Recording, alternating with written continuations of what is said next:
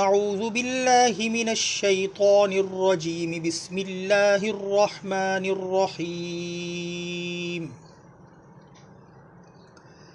قل اعوذ برب الفلق من شر ما خلق ومن شر غاسق اذا وقب ومن شر النفاثات في العقد ومن شر حاسد اذا حسد۔ سورۃ الفلق کا ترجمہ۔ بسم اللہ الرحمن الرحیم، شروع اللہ کے نام سے جو سب پر مہربان ہے، بہت مہربان ہے۔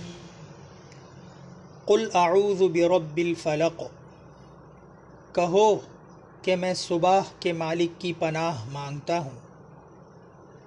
من شر ما خلق، ہر اس چیز کے شر سے جو اس نے پیدا کی ہے۔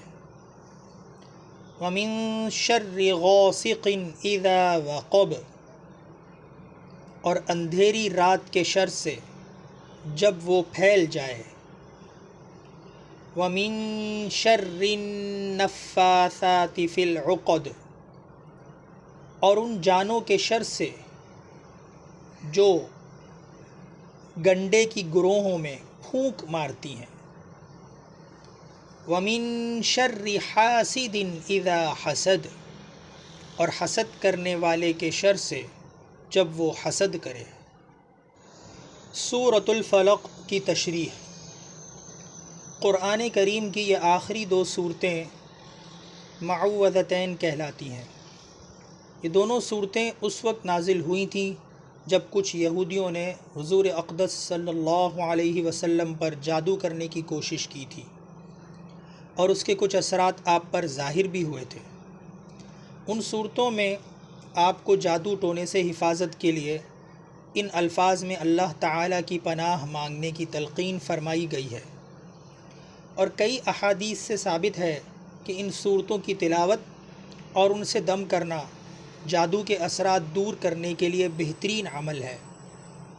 اور حضور نبی کریم صلی اللہ علیہ وسلم رات کو سونے سے پہلے ان صورتوں کی تلاوت کر کے اپنے مبارک ہاتھوں پر دم کرتے، اور پھر ان ہاتھوں کو پورے جسم پر پھیر لیتے تھے۔